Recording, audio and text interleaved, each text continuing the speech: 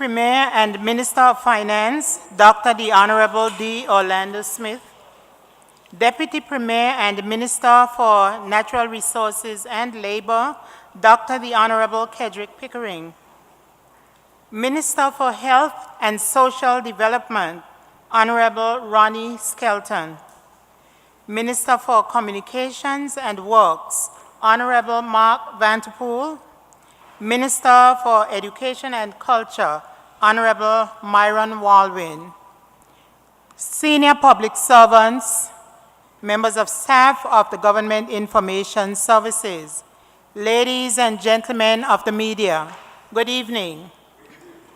I'm pleased to be here tonight standing in for the Director of Communications, whose job it is really to get the business of government out. But because of her leave, she is now on duty travel, so I'm pleased to stand in and chair this evening's proceedings. Tonight, as you know, is the second in the series of Government on the Road, and here we are with the ministers once again to talk about the work of government between the time that they have been sitting in offices and trying to manage your affairs there. So I welcome all of you here tonight, and I'm to let you know the order in which things will proceed. First and foremost, it will be for the Premier and his ministers to give you a brief summary of what they have been doing, and each speaker will go on for up to 10 minutes. That will be followed by questions and comments from you, the audience, and later on a wrap-up of the evening's proceedings. So again, I'm glad to welcome you here. We will get first started with a prayer, and I'm going to ask the Reverend Pastor Mitch Turnbull to come and say a prayer for us, please. Pastor Turnbull. Let us pray. Father, we thank you. We give you thanks for this time, for this meeting, oh God. We ask you, God, that everything that is discussed on tonight be done decent and in order, oh God. Help the questions, oh God, that we will ask, oh God, to bring us closer to our understanding of where we are going as a country, oh God. Continue to bless our leaders. Continue to bless our country. In Jesus' name we pray. Amen. The program will begin and continue unannounced after I sit. I'm going to let you know now that the Premier will speak first, and then in the order that the honorable ministers sit, they will come forward to give their statements. Thank you very much. Honorable Premier, I now turn over to you. So.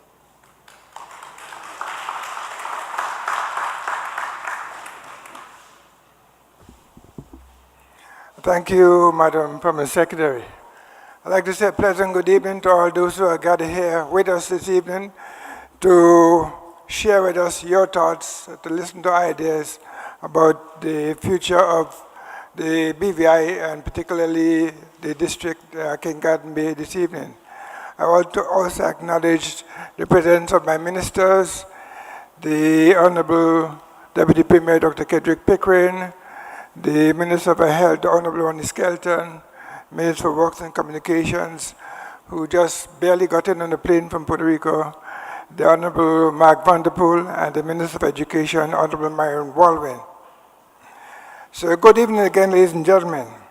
I'm very pleased to be here at King Garden Bay to listen to the concerns of the residents here and to share what government is doing on your behalf and to get feedback on what is being done. I'm sure that you're all aware that the world recession is still on. You must have heard the discussions on the dire situation of Cyprus, now in the news, and of other countries who are having difficulty with their economy, countries such as Spain and Greece, and included the United States and the United Kingdom.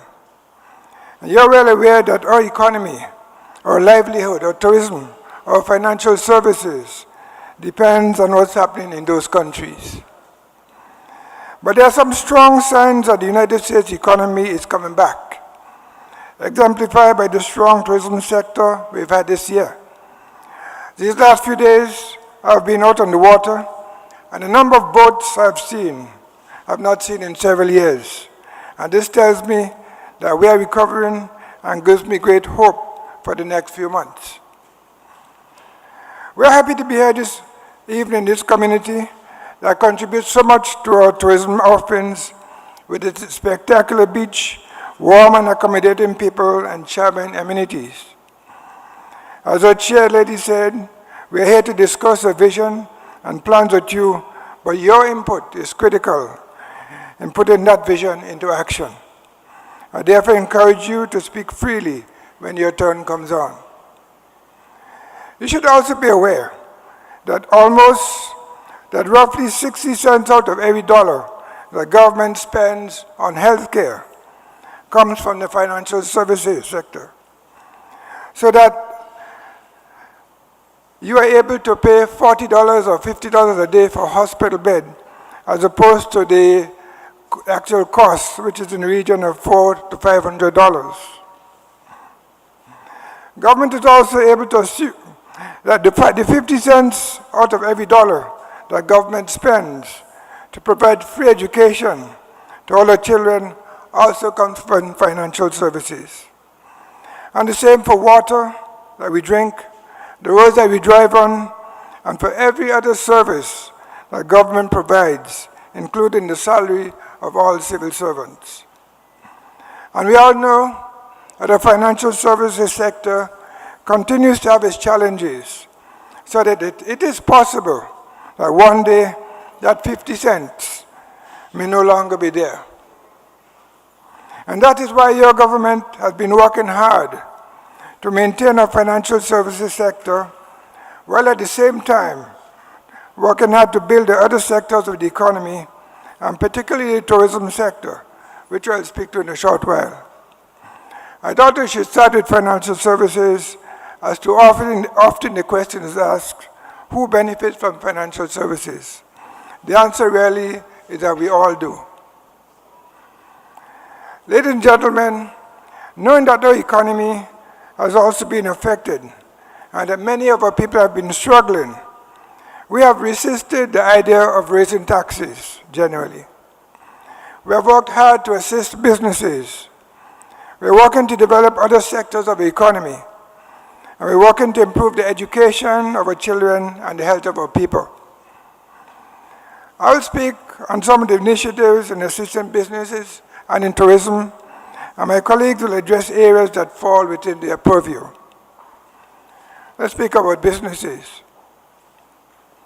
One of the first initiatives we put in place last year, once we got into 2011, once we got into office, was to reduce or remove the duty on the freight of things being imported by businesses. And the action that we took was a direct result of requests and indications from the business sector that this would help them to be more competitive. That has been done now for over a year, and it is time we have begun looking at that initiative to see what is happening, to see if the businesses have improved as a result of that, to see if the cost of the prices, the savings have been passed on to the customers. Those are the things which we are now looking at, to be able to review that initiative to see if it's really worked. At the same time, we are considering looking at other initiatives as far as businesses are concerned. We have re-established a Small Business Bureau. And as a result of that re-establishment, we have held several seminars for businesses. And I've been to at least one of those seminars, and I know that it was well received, and the people who went, the business people who went, were very thrilled with the idea and the information they received. And those kind of seminars and other educational events will continue. One of the things about the Small Business Bureau that I announced when we re-established it was that there will be improved, the Small Business Bureau will be helping businesses to get improved access to financing of their businesses.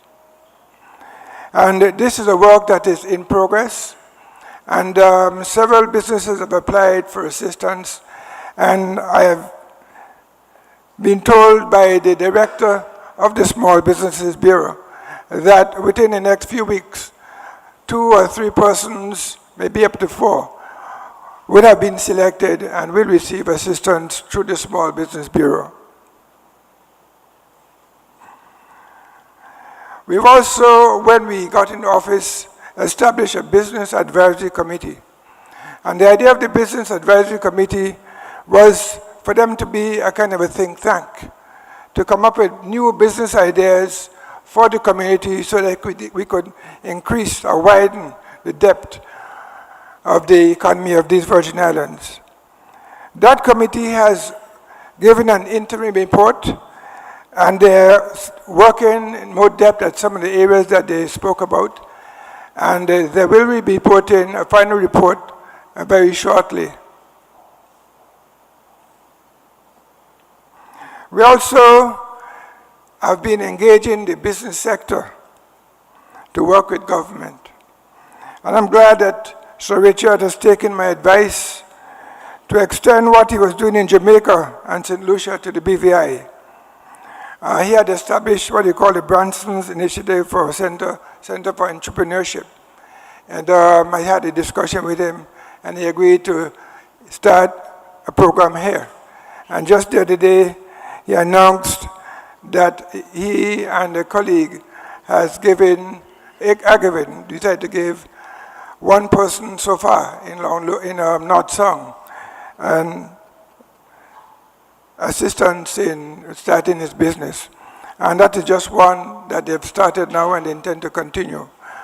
I've had further discussions with him about continuing that relationship between him, government, business bureau, so that we can all work together to make sure that the people of the BVI, and particularly young entrepreneurs, can benefit.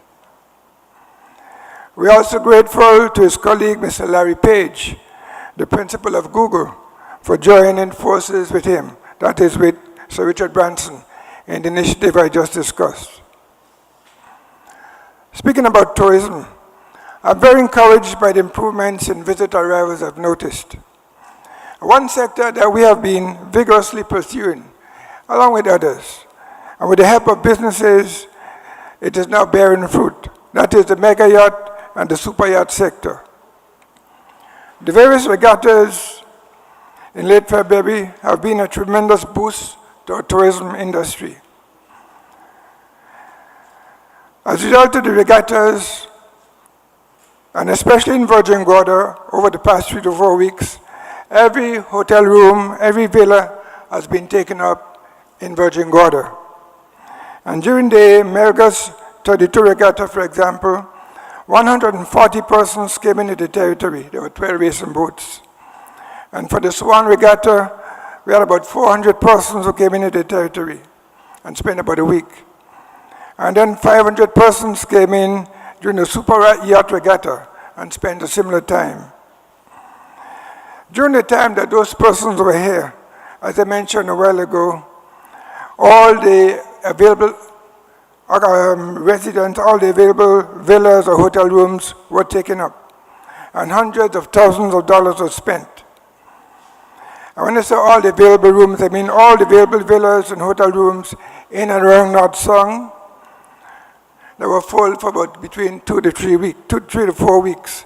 And that included places like the Bayteran, Byros Creek, Levick Bay, Sabre Rock, Oil Nut Bay, Mooney Bay, and all the villas that are owned by the residents of the North Song community. And so as a result of that, certainly for that 4 weeks, there was a boost to the economy, and the people, particularly in North Song, were encouraged. What is actually happening as far as the mega yachts and super yachts are concerned is that there's intention to continue to build the business, so there'll be more regattas, and as there are more of these regattas, there'll be more need for occupancy during the time that they're happening, and then the economy will continue to get a boost during those times. As well as the hotel rooms and villas, private boats were used in ferry service and charters. Food and drink was purchased as well as fuel. And employees and part-time workers were fully engaged.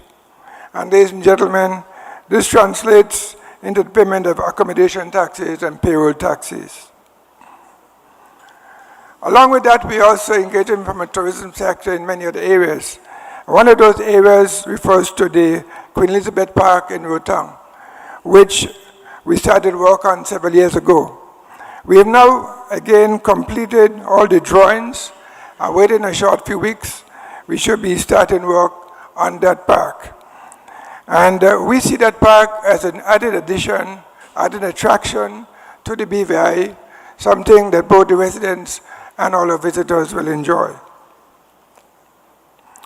A recently appointed Director of Tourism also has not been sitting idle, but has been traveling from Anegada to Johnson Lake, talking with property owners and other tourism service providers about how we can make our product better.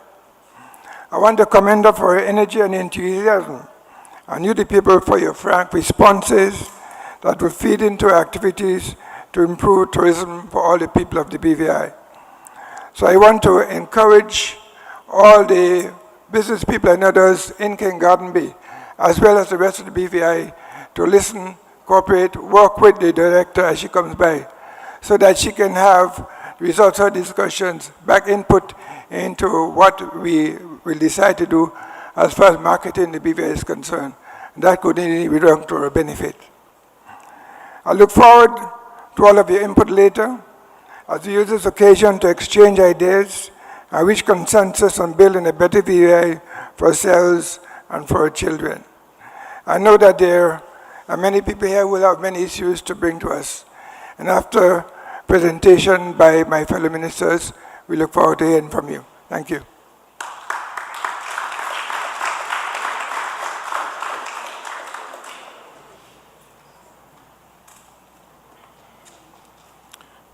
Good evening to everybody. The responsibilities that the Honorable Premier have charged me with includes the natural resources of the country and the issues related to labor. Natural resources, of course, includes the environment. And the environment is extremely critical to this part of the BVI. The thing that is very important and that we've been working on from my ministry's point of view has to do with the greater protection of the beach here at King Garden Bay. And we can look at it from two perspectives that we've been working on. One has to do with the physical area, and the other has to do with the overall running, the so-called administration of the beach. A major study that was done 3 years ago from a Miami-based organization looked at the critical importance of the runoff in the King Garden Bay area. What that study showed is that at the rate at which the hills are being continually cut and the water pouring moisture into the oceans surrounding us, that there is a grave danger facing this area in particular with the accumulation of dirt on the coral reef surrounding the beach. What that means is that if we continue to allow this process to go unchecked, the sediment that continues to deposit on the coral in the greater King Garden Bay area over a period of time will cause the coral to die off.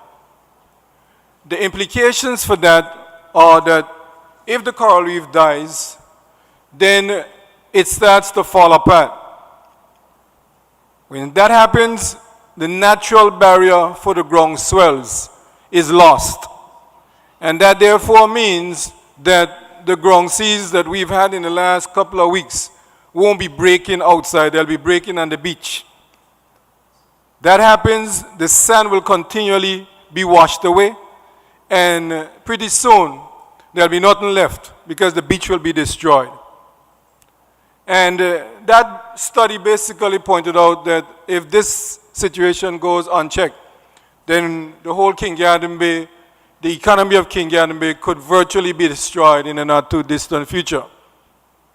And so I met with a couple of persons in the King Garden Bay area, and we walked from the wedding up to the other point up there, and we looked at all the relevant areas where the guts come down from the hill.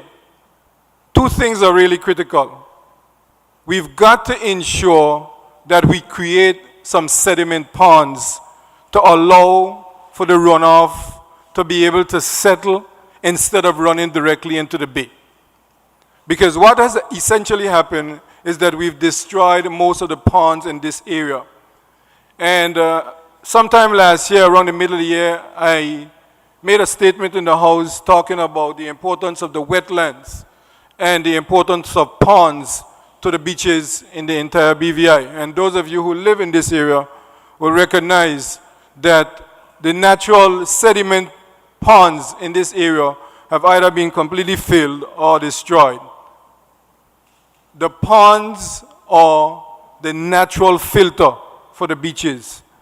And so we have employed an engineer to look at some of the potential areas in King Garden Bay, including one just outside this area here, where we can recreate at least some temporary holding areas for the water runoff. Because I'm further told by the engineers in this field that we need to do some hydrologic studies to look at the extent of the runoff and the water flows and vegetation and all that fancy stuff that is beyond my own understanding. But what I know and what I do understand is that there are no beaches without ponds.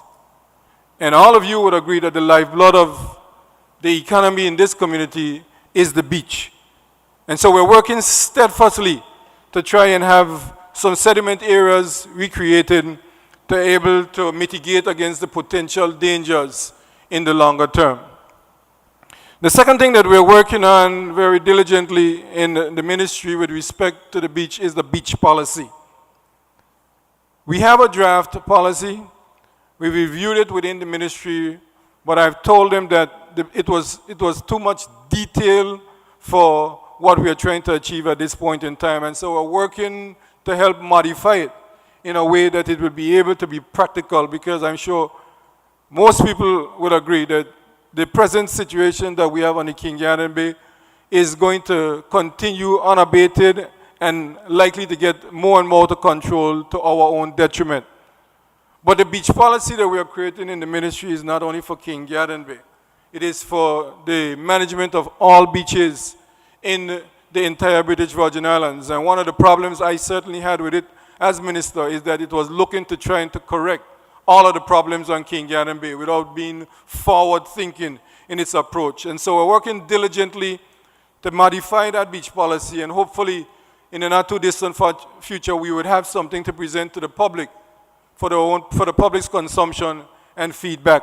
Because I'm sure all of us agree that the environment in the BVI is too critical for our survival. When you listen to all the things that the Premier have just said with respect to tourism, it is certainly the mantra of the ministry that I am responsible for, that there is absolutely no tourism without the environment, without the environment, without tourism. And so we in the BVI have got to recognize, understand that our tourism product is intimately tied to our environment. If we treat the environment well, it will be there for the generations to come. Fishing is also part of my responsibility as the Minister for Natural Resources and Labor. And I've said this publicly on many occasions, that young Kirby is a living example of what fishing can become in the BVI. I've spoken about his entrepreneurship and his steadfastness to the fishing industry. But what is even more important for people like Kirby is that the work we've done in the ministry is that we've been able to improve the fishing complex. We've improved the fishing complex in a number of ways. Number one, we've invested significant money in the infrastructure so that the fishing complex is now able to store fish, vacuum pack it, flash freeze it, and we now have storage capacity for any amount of fish that the fishermen can bring in. And any of you who want fresh fish, once fish is available, should be able to go to the fishing complex and get that fish, because we now have the facilities to do just that. Kirby, for instance, on Thanksgiving Day last year, brought in 19 wahoo in the range of 30 to 40 pounds. And the fishing complex at that time could only take 11 of those fish from Kirby. And so he had to spend time trying to get the rest of that fish sold before he could go back out to fish. About 3 weeks ago, the same Kirby brought in over 600 pounds of fresh tuna, yellowfin tuna, and a couple of wahoos. And he was able to call the fishing complex at 8 o'clock in the evening and have somebody come to the fishing complex and open the fishing complex and take that fish to the fishing complex and had it cleaned, put on the ice, fresh, and Kirby got ice and everything else that he was needed. And 5 o'clock the next morning, he told me he was going out fishing because he didn't have the problem of trying to sell the fish on his own. The fishing complex is now able to take all of that fish and then some. And to add to that, somebody else the same night brought in over 250 pounds of seen fish and yellowtail, and we were able to take all of that, put it on the ice and have it fresh for consumption the next day.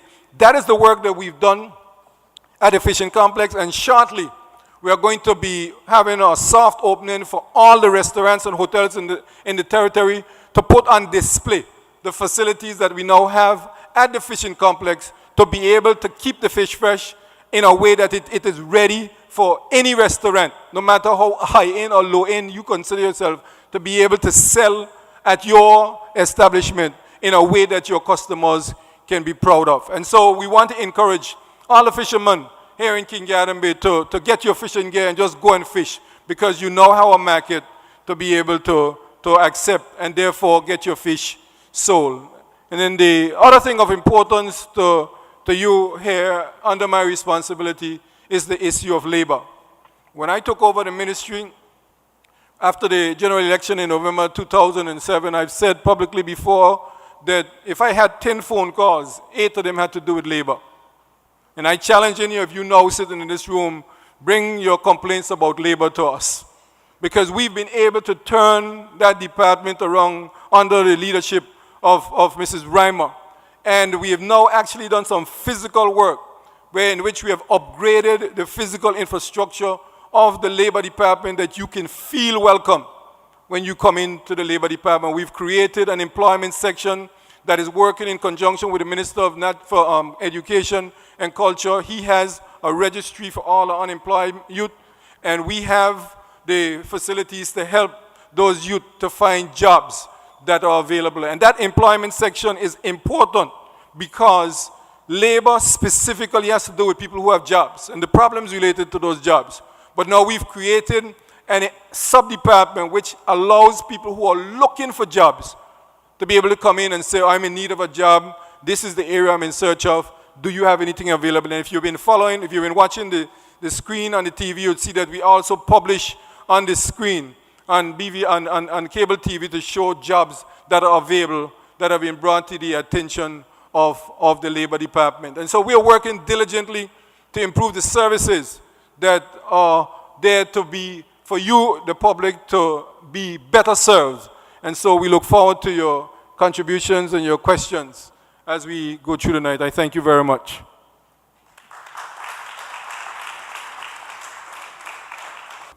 Premier, ministers, members of the House of Assembly, ladies and gentlemen of the King Garden Bay community, colleagues, friends from the Ministry of Health and its department.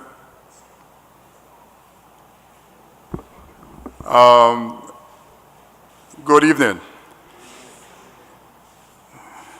My responsibility as Minister for Health and Social Development spans, it's not as glamorous as the Deputy Premier's responsibilities, but it spans from the cradle to the grave.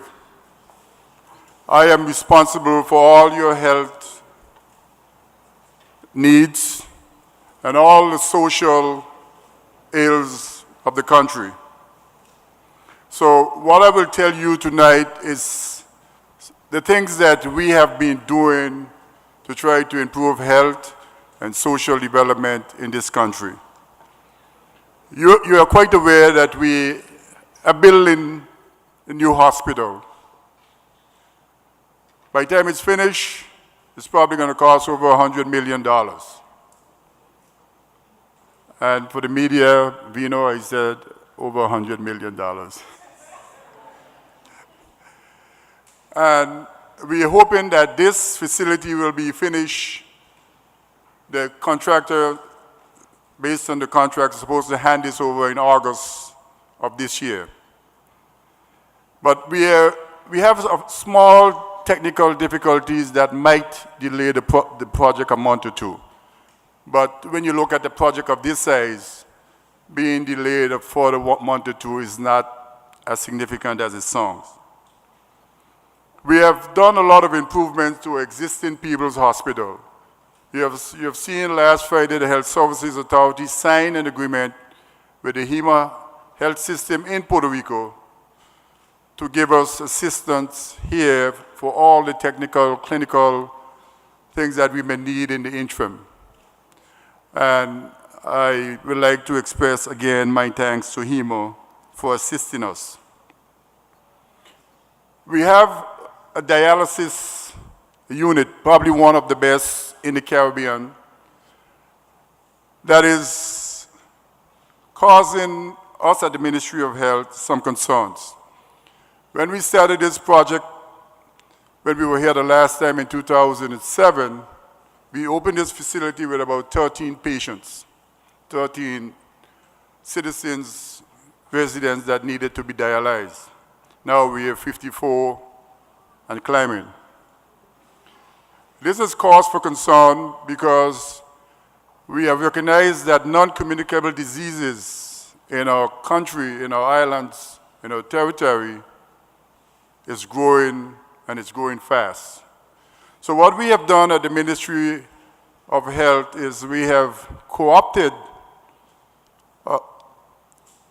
people in the society and people in the government to form two committees, two major committees, to steer the implementations of recommendations to stop non-communicable, not stop it, but reduce the growth of non-communicable diseases in our country.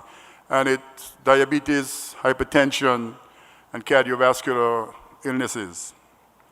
So this is an ongoing project. It doesn't stop. It doesn't have any finished timeline. It must continue. And the people on this committee are very important and instrumental in making sure that these initiatives are implemented. We have recognized that to run a hospital and to deliver decent health care to our people with some level of standards, reputable standards, is going to cost monies. And we as a government have embarked on investigating and trying to see if it's possible to implement a national health insurance. This national health insurance is important for all the citizens of this country. While we have done, when we were here the last time, we heard the cry of people telling us we need to look into this national health insurance, some kind of insurance for people. We engage the services of the University of the West Indies, and they have been studying BVI for the last 9 years. I think I'm right, Premier, it's about 9 years. And they have gave us a possible plan of action and a roadmap on how we can go about doing this. So now we are out in the community with this plan and roadmap trying to get you to understand what this is all about and get your input. And the team of people are moving through the community, soliciting your questions and your suggestions in the national health insurance, which the government will take most of it or all of it into consideration before any decision is made. We have issues with getting sick from our sister islands. We have purchased a boat, and it's still in the repair state because we purchased it when we were here the last time, and it was used for not the purpose it was purchased for, and now it needs to be repaired, and we're repairing it. We're also trying to build helipads in Jocelyn Dykes. We're using the airports in Anegada and Virgin Gorda. We are trying to engage someone to have a helicopter service that will give us the ability to evacuate accident victims and sick people from our sister islands to the main hospital here in Road Town. We have embarked and we have signed a contract for the design. We call it a mini hospital, but it will still be referred to as the Iris O'Neill Clinic in Virgin Gorda.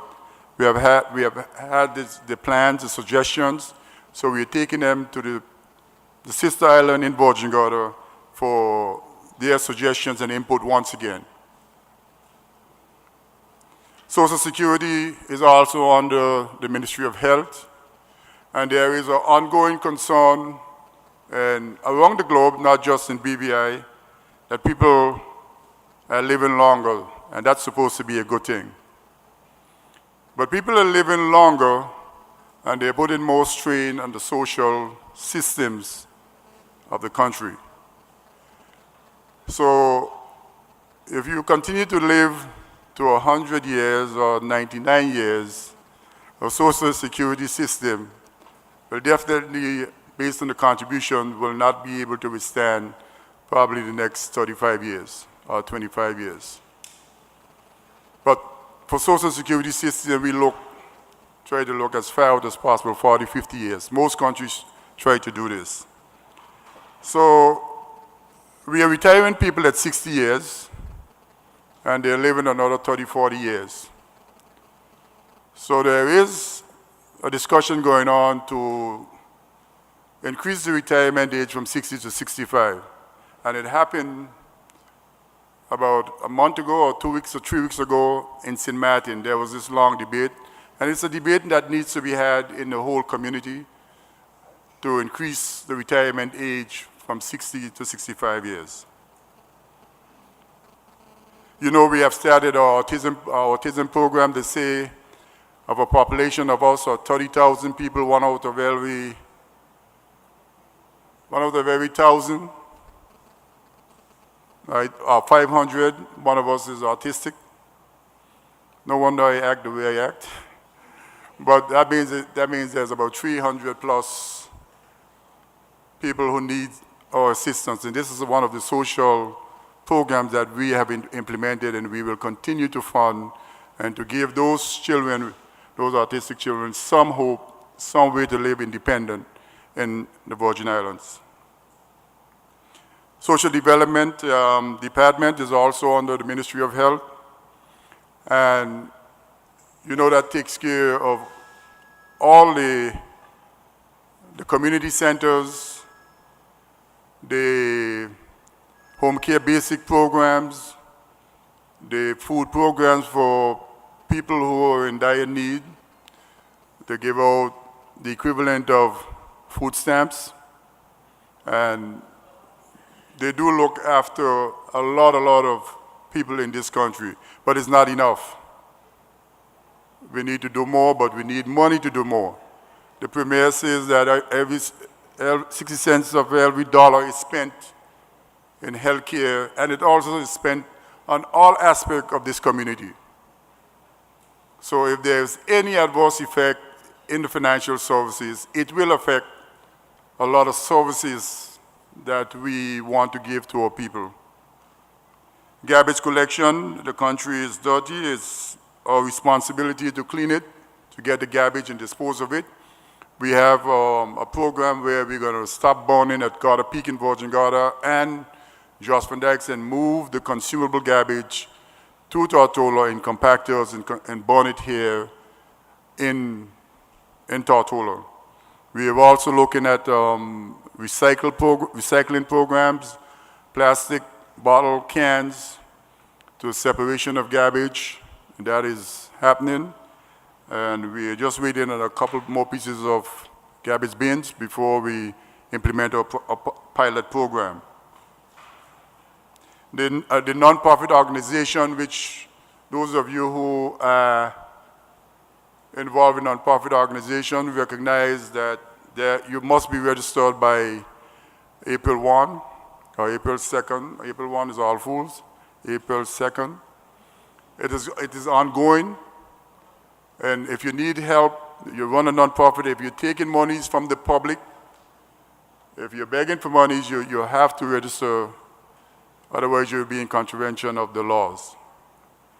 And the last thing before I take my 10 minutes, I am responsible for all graveyards, public graveyards. So if you have a concern about graveyards, please let me know. With those few words, I will take my seat. Thank you.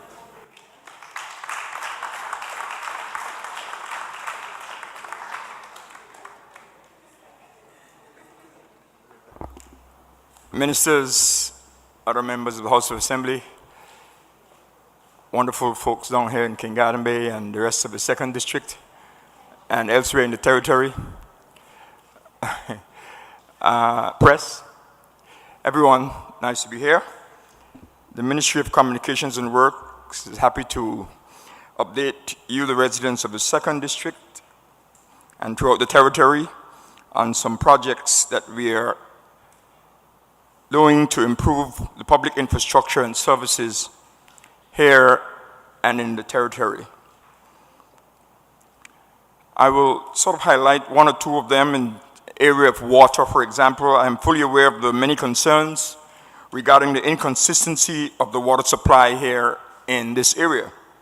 The supply of water to King Garden Bay only on Tuesdays, Thursdays, and Saturdays is considered by our ministry to be unsatisfactory. In our latest plans to address the water situation in the territory from an overall basis, we have started to increase supply by taking the following measures. We're increasing water supply at the Bogglersby plant, which indirectly supplies King Garden Bay via the Sabbath Hill Reservoir and over the hill.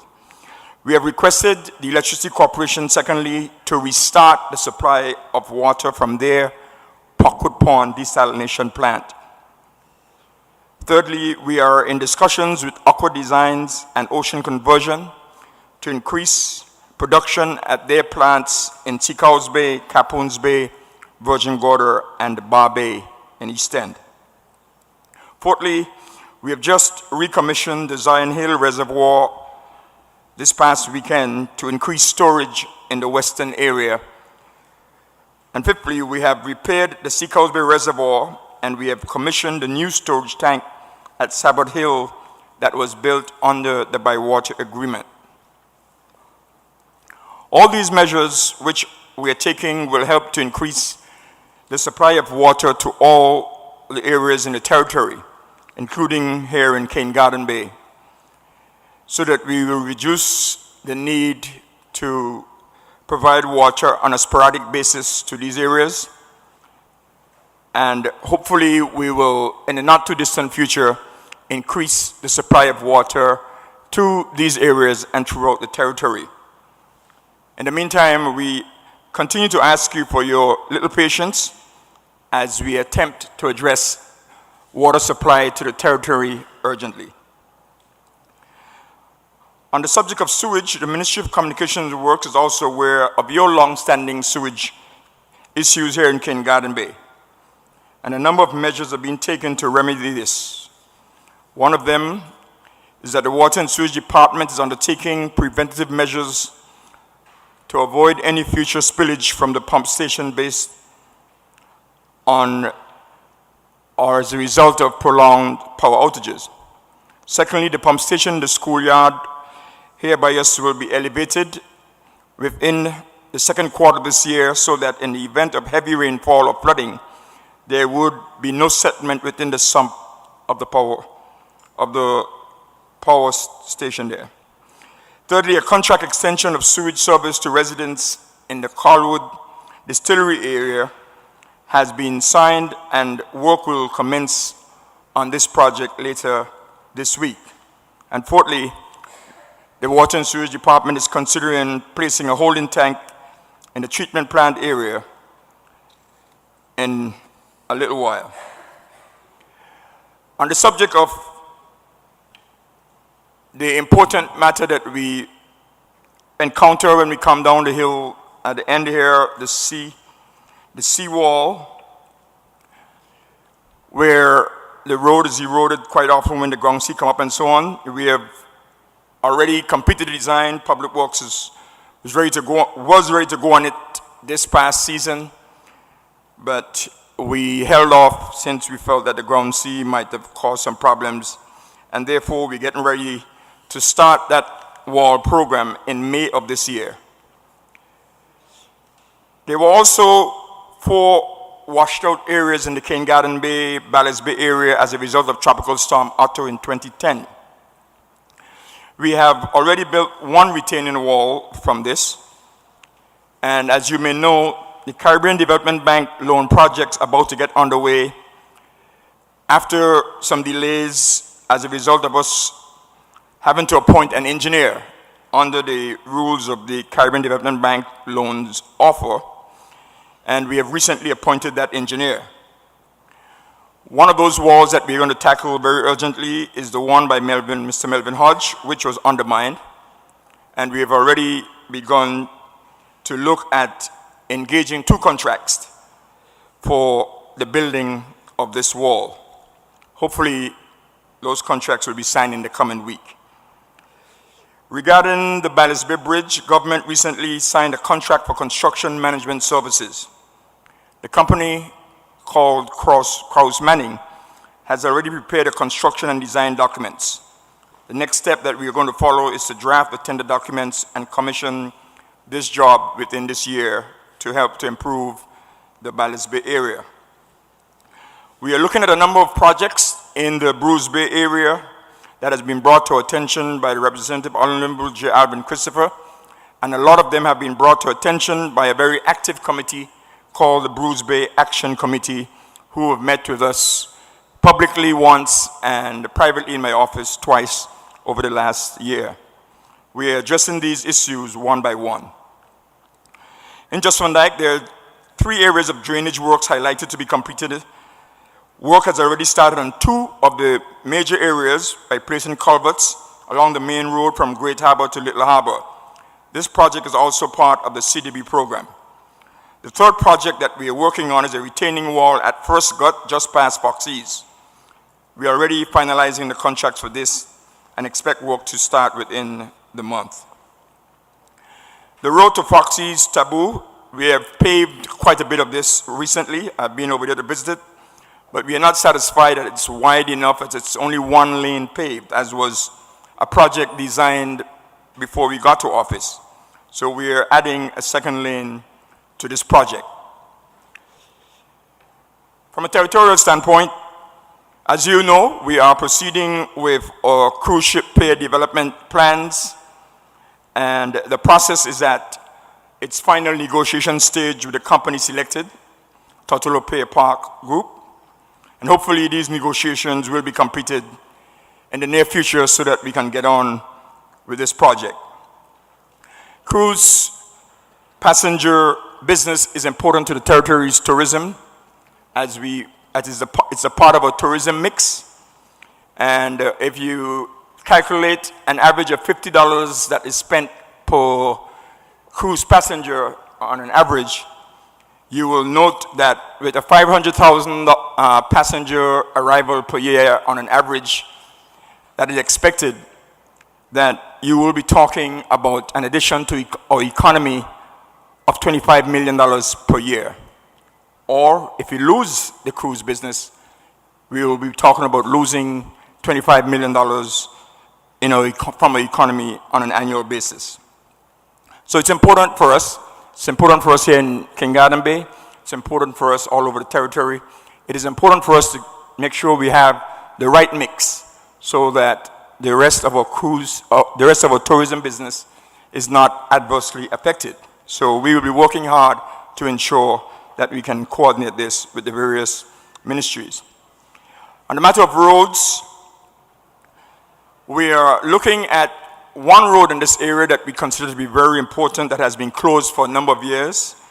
And the representative and ourselves are discussing and having meetings with the landowners on the Harrigan Road has been closed on the upper end to see if we can open the road and cut it a bit higher. And then as we deal with the other problem that is surrounding it that has been there for quite some time. So that's a project that we're working on. Up to last week, the representative and myself had a meeting on this matter. Territorially, again, and speaking, we are looking at our energy program, very important for us. And this government is moving to develop this policy, which would see the entire territory adopting an energy conservation measure and implementing renewable energy systems that are important to the territory as we go forward. This would involve modernizing our legislation, as we are preparing to do, and forging partnerships, with the private sector as we seek to implement our energy program. We have started to lead the way with the implementation of solar water heaters and lighting, and replacing traditional fluorescent lights in government buildings with LED lights. We've also developed a phased 5-year plan to replace all street lights within the territory with LEDs or solar lights. The first phase will involve the replacement of all 229 street lights in the city of Road Town with either LED lights or with solar lights. The BVI Electricity Corporation has started this exercise, and you can already see an example of this effort in the parking lot opposite Peebles Hospital. And over the weekend, there were 2 additional solar lights added in the parking lot opposite Palm Grove Shopping Center and across from the Ramasco Place building. A major component that we are looking at also in lighting is putting solar lights along the Mance Road, the new Mance Road, when we open it. And this will be done over the next few days as the lights have arrived and are being implemented. Why is this energy program important? All of us use energy and stand to benefit from the immediate cost savings, and we also join together as a territory in helping to make the world greener as we in the BVI do our little part. The objective that the ministry has is that by 2023, our territory will have almost half of its energy produced by renewable means. This will result in a smaller carbon footprint for the Virgin Islands and allow us to do our part in reducing global warming. Ladies and gentlemen, these are just some of the projects we are working on in the Ministry of Communications and Works, and we are happy to discuss them with you this evening, answer any questions that you may have, and listen to any concerns and suggestions that you may put forward. Thank you very much for listening.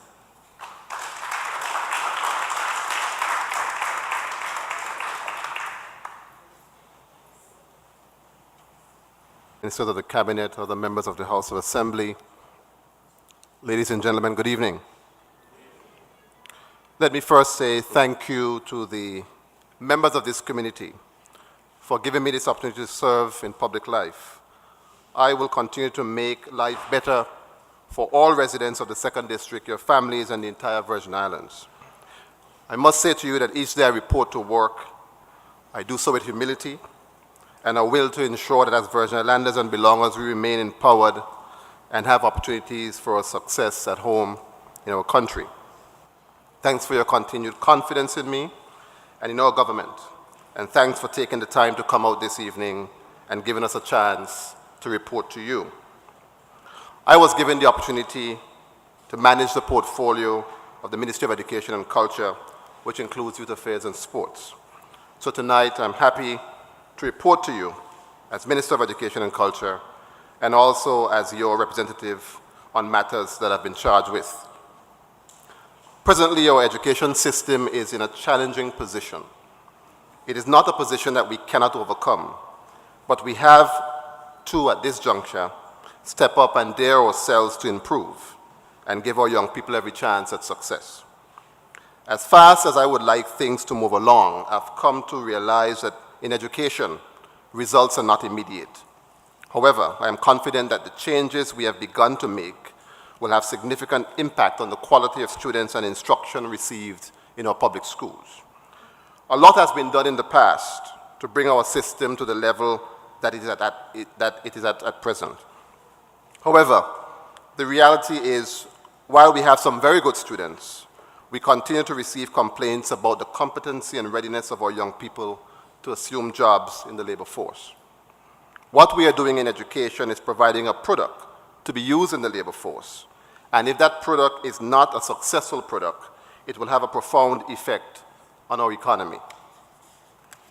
Our government's vision for education in the Virgin Islands is to ensure that all citizens at every stage of their learning journey, from early years to adulthood, are able to reach their full potential and be successful in life, at work, and in society. That vision must also match the reality of what is going on in our country. As our country develops, we must ensure that our young people can find opportunities in that development. Our education system must give each and every one, or each child, an opportunity to be successful, to get their first job and begin to build an independent life for themselves. Through our education system, we must ensure that regardless of their personal circumstances, we are preparing our young people to assume their roles as leaders in the community. To ensure that our young people and our country can be successful, since November 2011, the Ministry of Education and Culture and all its departments, units, and schools have been on a journey to create what we call a culture of excellence. We are challenging ourselves and our students to have higher standards and to be persistent to achieve excellence. We want our students to be competitive in the Virgin Islands economy and indeed in the world. That's why through our education system, we have made some of the following changes and additions. We have raised grading standards. Now students have to attain higher marks for passing grades. We are also cognizant that we must raise the quality of instruction in schools, and so we have made arrangements for continuous training of our educators to ensure our students' success. The answer to producing quality students cannot be to lower the pass mark to meet where they are. We are doing our students a disservice, and this country a disservice as well. The answer is for all of us to do all that we can to improve the competency of our students so that they can be successful with higher standards. Our students cannot only be graduating students, but they must also be what I call quality students. Beginning in 2013-2014 school year, CXC exams will be mandatory for all our fifth form students. CXC is an accredited examination body that is accepted in the United States, the United Kingdom, and other countries. And while we work to have our secondary schools accredited, and I dare say that accreditation will not happen overnight, as it is a mammoth task with significant financial investments, we have been able to now better align ourselves with an accredited body to give our students greater access to tertiary institutions. We are now teaching financial services and tourism in our schools, allowing our children an early introduction to the main industries in the Virgin Islands. We believe that our people, among other things, are not rising to the top in these industries because they're being introduced to them too late. With an early introduction to our main industries, we will see that particularly with tourism, we'll have more people finding career opportunities in these fields. Presently, both fields are dominated by work permit holders, and those two fields in particular, financial services and tourism, in my opinion, are too important to the economy of this country not to be led by our citizens. As Virgin Islanders, it is important that we build national pride in this country that has given so much to us, and this must be developed in our young people. National pride, I believe, in order to effectively educate our young people, we must also ground them in their identity. We have to explore what it means to be a Virgin Islander. What are the traits that should be synonymous with our identity, and how do we get our young people to take on these traits and have our values ingrained in their value system? With Virgin Islands history now being taught in schools, we anticipate that this will give our young people a true understanding and appreciation of their identity as Virgin Islanders. We now have a territorial song and dress. Our young people have taken to a territorial song, and it fills my heart with pride as I see them, the pride on their faces, that they understand the words, and we too now have a song that tells the story of this country. The National Citizen Service will be coming on stream this upcoming school year. This program will require that our young people be given the chance to build a greater connection to their communities. It will be requiring that each of them begin to start looking at what contributions they can make to the community. How can they show their commitment to being a Virgin Islander? While in school, we will start with community service. It is a chance for us to teach and show them that they too must be a part of our society, and be part of being a proud Virgin Islander also means rolling up your sleeves and doing the necessary work to make this country a better place, not just for yourselves, but for all of us. So the National Citizen Service will be a mandatory subject in the secondary schools, and students will not be able to graduate unless they've gone through the required hours for the program. While we want them to be proud Virgin Islanders, it doesn't simply mean waving a flag and singing a song. We want them to identify that success of this country rests on their shoulders, and they too must be committed to building this country, sacrifices and all. We also realize at the ministry level that there are a number of things that we can do differently for the effective educating of our children and the administering of that education. We recognize that if we want to improve the quality of our education system, we have to improve the quality of our teachers, provide leadership and professional development for the educational professionals, and give them the opportunity to achieve a higher standard. As a show of this government's commitment to improving our school administrators, two of our assistant principals, Mrs. Olandette Crabb of the Altius Catliff Primary and Mrs. Vanessa Garraway of the Elmo Stout High School, will be headed to the UK in a few weeks for the first round of training of professional development, leadership training, and school management. We anticipate that by the end of this school year, 8 additional principals will have a similar opportunity to usher in a modern school management system for the Virgin Islands. We will also be looking at training for early childcare providers. The large majority of our daycares are all privately owned and operated, but they're entrusted with the molding of our children during a critical age, ages 1 to 3. We intend to offer training and a later certificate course so that we can have one standard for them to operate and begin to invest in the minds of our youngest citizens. We want to ensure that if a child was in a daycare in King Garden Bay and the other in a daycare in Just Van Dyke, when they are placed in any of our public schools, they should be all on the same level and each of them have an early start to success. This year, we'll be looking at inclusive education. There are a number of Virgin Islanders who are differently abled that we can no longer afford to ignore.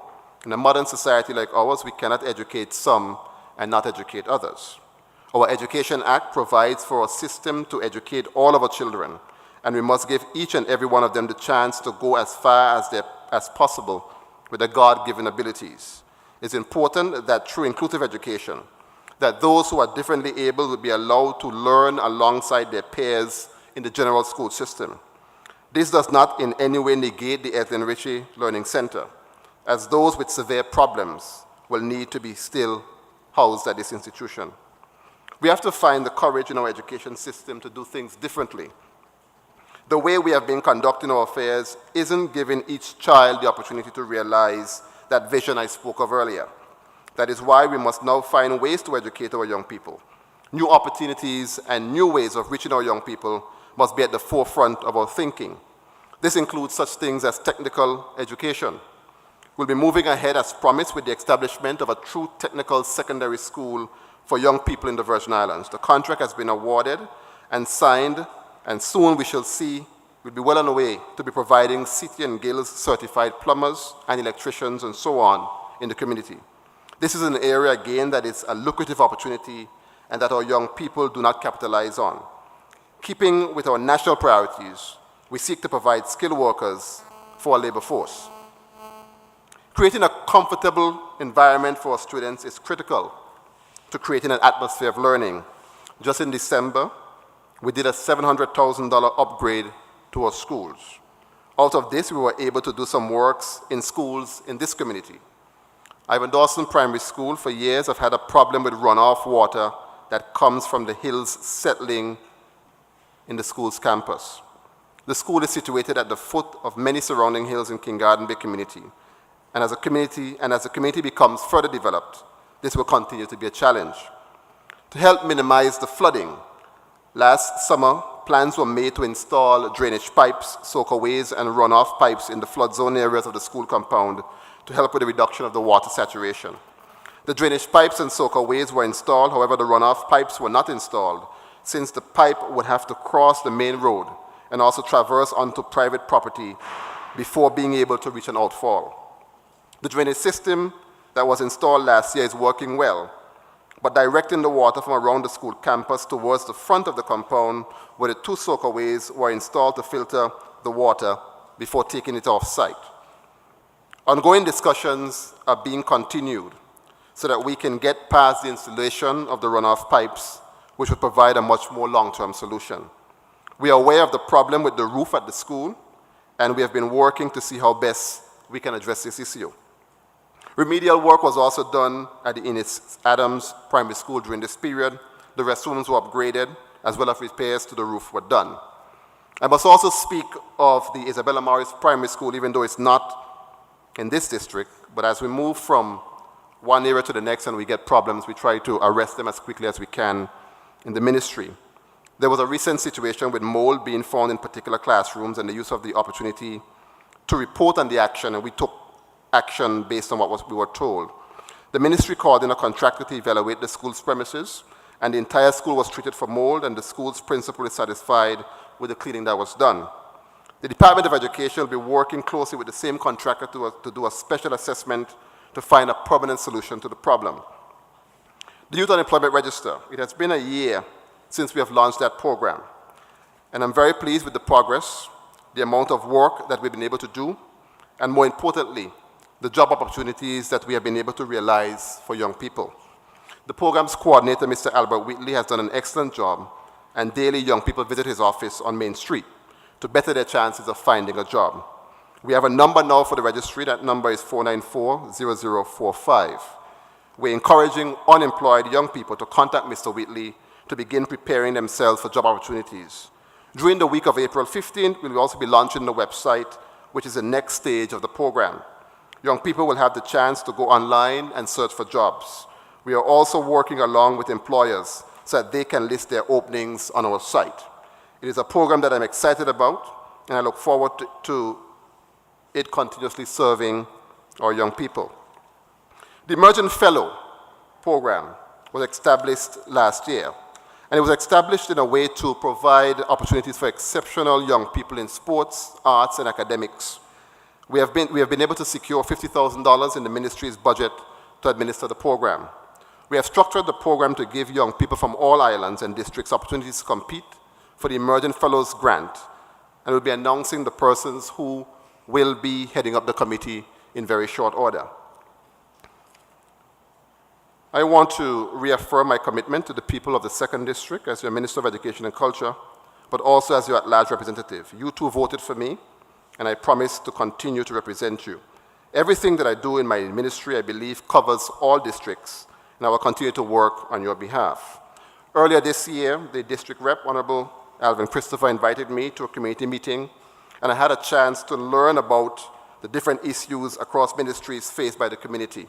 One of the projects that he has been trying to do for years now is a basketball court for the growing population of young men in the Mayor's Diamond Estate area. I'm pleased to inform you that we will be moving ahead with assisting the representative with the establishment of a basketball court and recreational area in the Diamond Estate vicinity. As much as we can, we need to encourage our young people to participate in positive aspects of our community, and sports has always been a way to help our young people not only get exercise, but also to have a safe environment for socializing with their peers. At the Brose Bay Park, we just completed some works there, and we have some more work that we need to complete there. I must also mention that on Just Van Dyke, we have completed 2 additional classrooms and a storage area at the school. The principal has received the keys and will begin using the facility at the start of the new term. In conclusion, Honorable Premier, I see you're getting a bit fidgety, but you invited me out, so I have to tell the people what I'm doing. I want to, again, thank you for coming out here this evening. As a government, we cannot do it by ourselves. We need citizens that actively participate in the running of the country. As Minister of Education and Culture, I need constructive criticism of our plans and projects and involvement from you to ensure we can move ahead with the right plans. At the end of the day, it shouldn't be about me or an individual in office. It should be always about the future of the Virgin Islands. From my vantage point, a successful future for the Virgin Islands means well-educated, culturally grounded young people who are ready to take on any challenge in the world and ready to work to ensure that our country continues to advance. Thank you for listening to me. I'm available to answer any questions, and as Virgin Islanders and belongers, let's continue to pray to our God for his continued blessing on our territory. Thank you very much.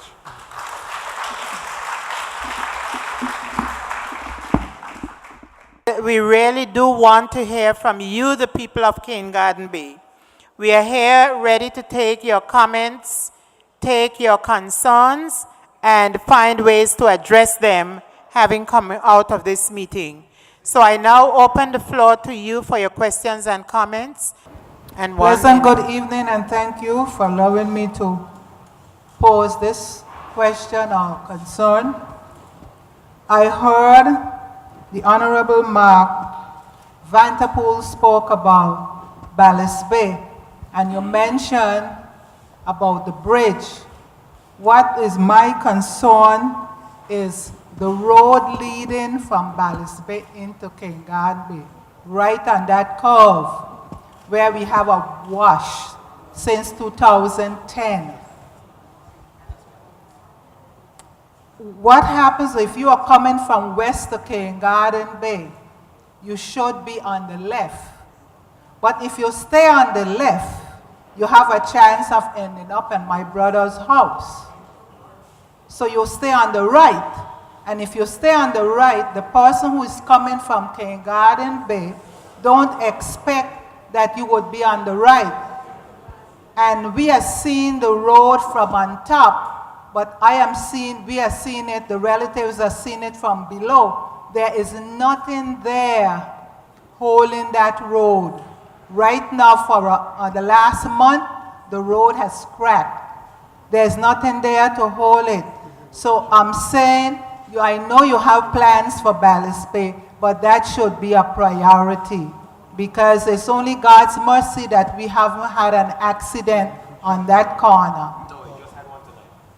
The other concern I have is Upper Ballast Bay.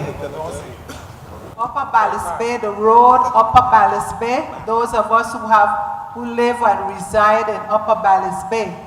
One of the concerns that government has was whether or not that road was a public road. We went to survey department and we have maps to show that that road is a public road. It's a public road. Although we have gotten together when there was emergency and we fixed areas of it, the residents who live in Upper Ballast Bay, because we couldn't wait for it to be done by someone else. But what we are saying is that road right now is undermining and it needs assistance right away, or the persons who live beyond that road won't be able to get there. Even if you need water, ambulance, or anything in a big truck, cannot really continue to run on that road. I would repeat, when I say I'm speaking for the residents in the area. Please make it a priority. Thank you in advance.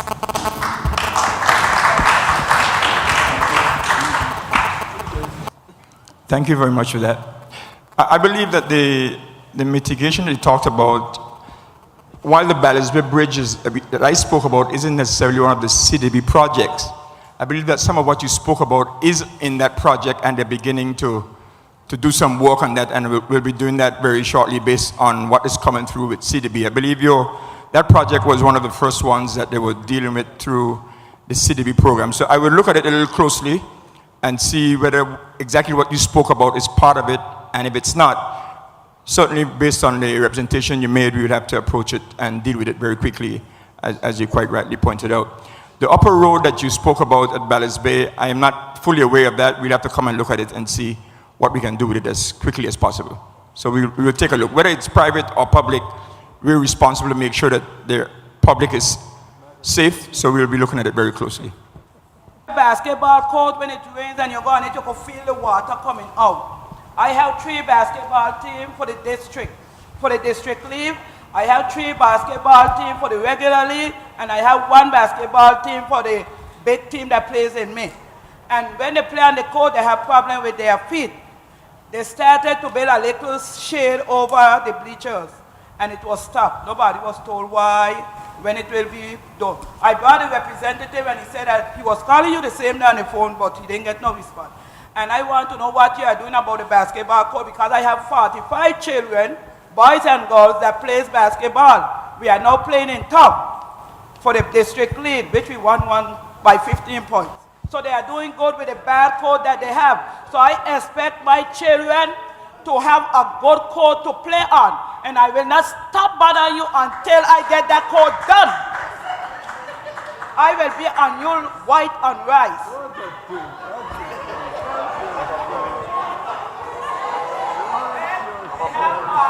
I hear you talk about social security.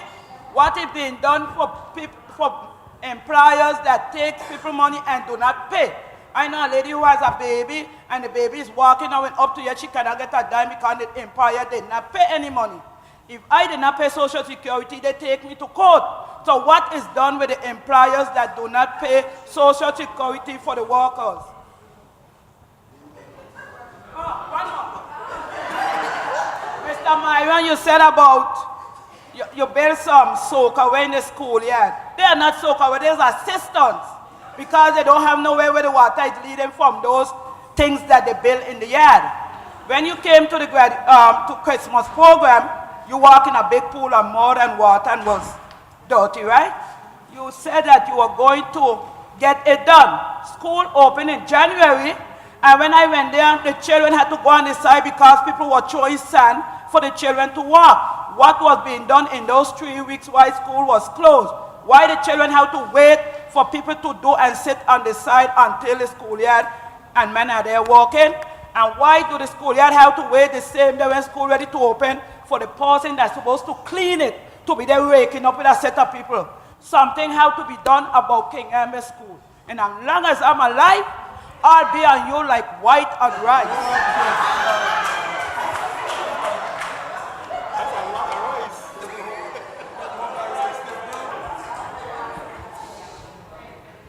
All right, thank you very much for the question. I think your first one was with regards to the basketball court.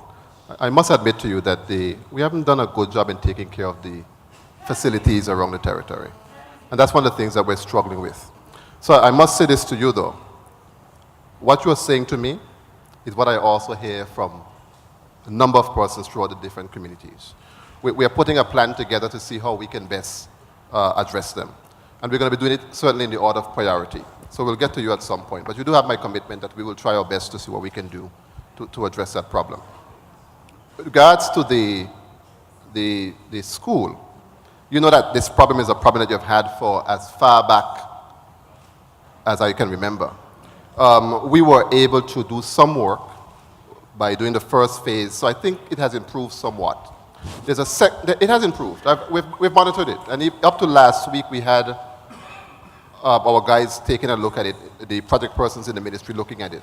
There's a second phase that we need to do, and as I mentioned, it involves traversing on private property and so forth. So we're going to move forward to get that in terms of getting that fixed. Your other question with regards to the raking up of the school at the last minute, I must agree with you on that. I myself, I wasn't pleased with the way that was done. I think the reason for that was that for a very long time we've been trying to get a facilities manager to manage all the schools. We've been able to get that person in place Friday gone. So, you know, this problem should not repeat itself again. All right? Thank you very much. The question on Social Security, whether one takes, an employer takes monies from an employee's pay package for Social Security and not paid it in. It is an offense, and Social Security do take people to court.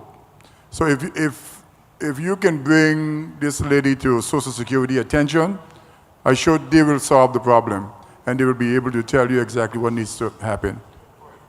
If I go into Social Security and I'm supposed to get some kind of money and I do not get it, Social Security, now that I came and said, well, I've been working such and such a place, and they took my Social Security. When they saw the record, they saw my name there, but no money paid. So I don't have to come back behind them all the time. Their job now is to find the person and get the money or take them to court. Why should I be running after them for my money? You're not running behind Social Security. There is a process that needs to happen, and you have to try to assist Social Security in coming to the bottom of that process. That's all I'm saying. To clarify a little bit, just from my background and serving on the board for over 10 years, yes, Social Security has to collect that money and do their best. But under the law, that person who paid their Social Security, or it was deducted from them, under the law, whether the employer pays in or not, as long as you can produce your slips to show that you had a pay slip, you are covered. Social Security cannot refuse to pay you any benefit if you have that slip. Okay?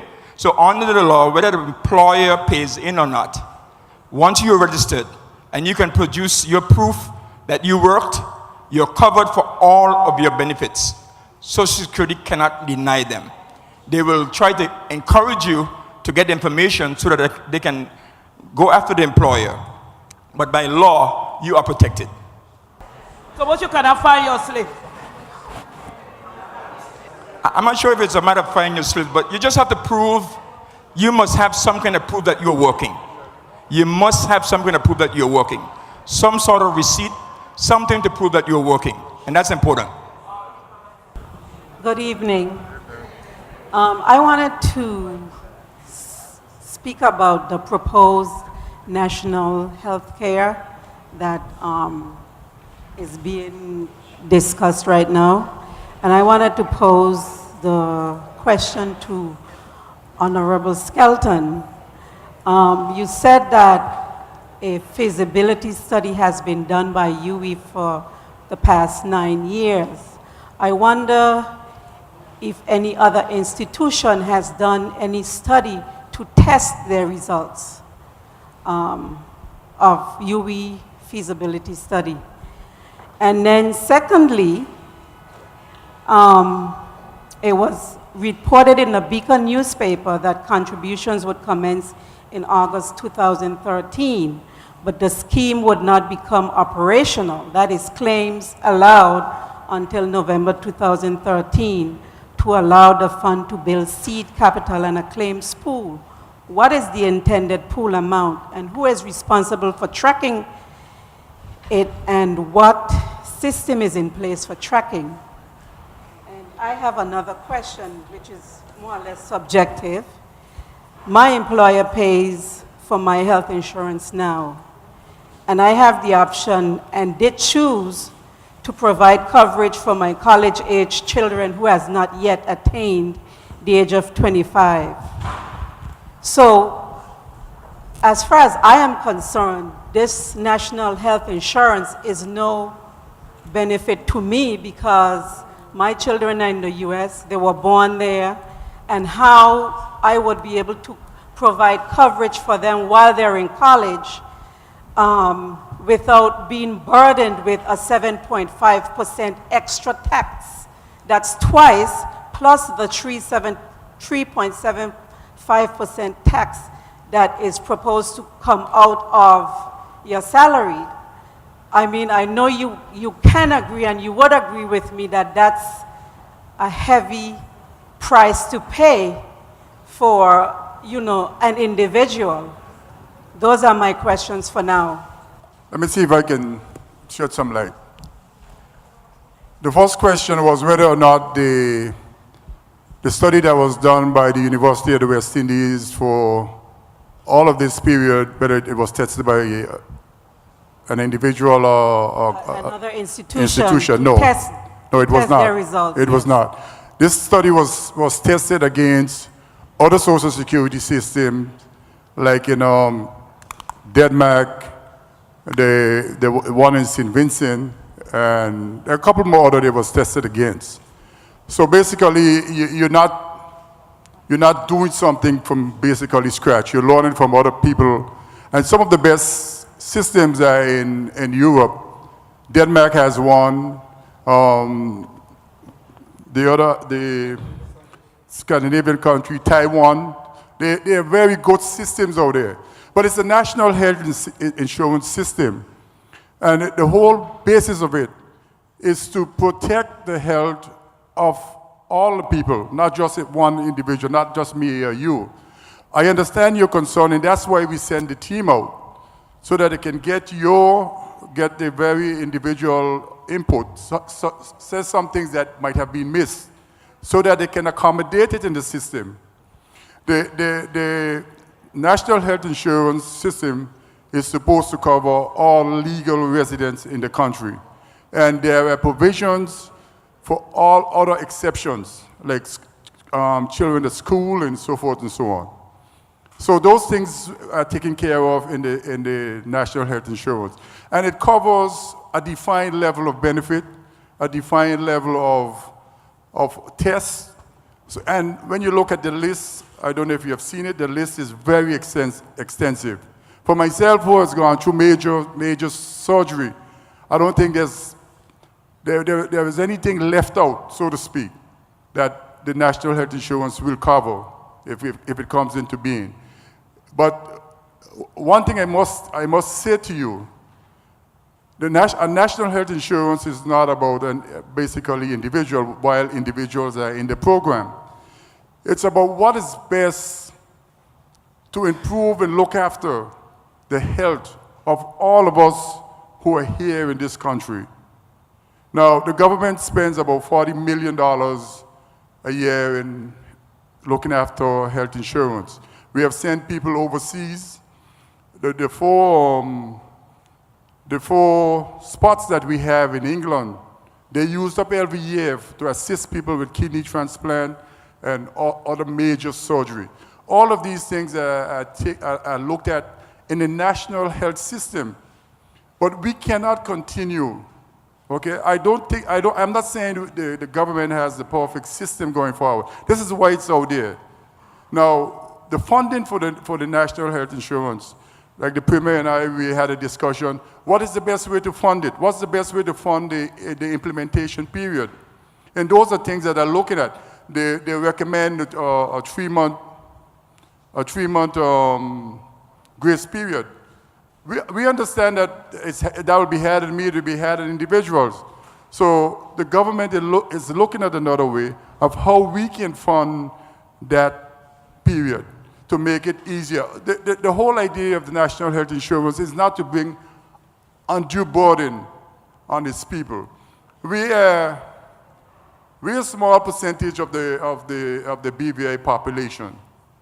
And we have to find means and ways of how we can build our health system, that it can deliver the kind of care that you need here in the Virgin Islands, so that when you find yourself at the clinic, this clinic here, at the hospital, that the system is being built, it's being developed to give you that level of comfort, that level of care. And that's the whole thing about the national health insurance. But I have read where the proposed scheme is to be mandatory and there are no opt-outs. So how can you impose a national health insurance on an individual? For example, someone who has health insurance already and an employer who offers their employees health insurance. And what does that do to employers' bottom line? I mean, it's either the employer will have to drop their health insurance that they already offer to employees, and then the employees take this proposed national health insurance. And you are a businessman, you know what this does to bottom line for employers. I mean, salaries are affected, increases are affected. You know, individuals with families are affected, 2, 3 children. And then what about individuals who have spouses who don't work? That's another burden. the system is going to look after all legal residents in the country. There'll be people who are not walking, people who can't walk, there are people, children, and the government will have to continue to put large sums of monies, up to $39, $40 million into the scheme in order for a good healthcare system to develop in this country. But the way it is going now, cannot, and I say cannot be sustained. We don't have the perfect answer, but what we know, something has to be done. And we are searching for a solution, and we have studied it.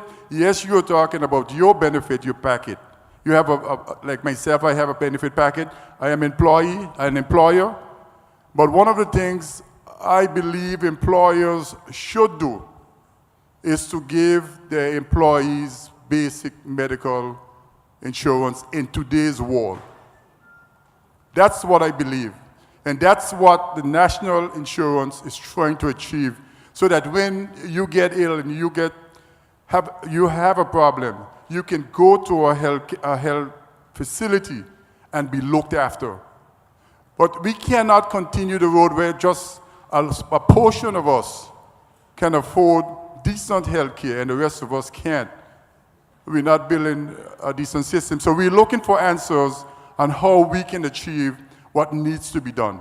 Well, I really do not believe, and this is me speaking personally, that national health insurance imposition on everybody in the BVI is it. I think it needs to be revisited. Hello, I'd like to just add a little input to what the discussion so far.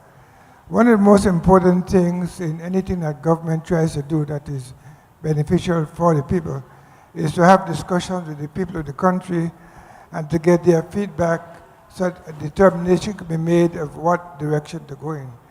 And this exactly is what has been happening with the whole question of health coverage for the people of the BVI. We have had something to present to you. We presented this, and now we are very happy, very pleased to get the feedback that you're giving us, and all the others who have given feedback during the past several weeks when the scheme was presented. So that now we can look and make a determination what is the best system of healthcare that we can provide so that the people in the BVI can get good health coverage. I have not had time to really listen or read all the details of the national health insurance, but from what I heard on the TV with Antoinette Skelton, it's mandatory and it's supposed to go into effect in August or sometime around there. My problem is I understand that you're trying to address all the needs of everyone in the territory. However, we are a democratic society, and I really don't believe that it should be imposed on us. The persons who have it, those persons should be addressed, and the persons who can afford it, let us go ahead with what we have until. That is my comment. My question is to the Minister of Education. You spoke about inclusive education and education so students can all be at the same level. Are there any teachers in our primary education system that are trained or have a degree in special education? If so, why are they not using their knowledge in this area to get? Because we know, for example, I know that Christine goes to some of the schools, but most of these teachers are in the secondary system.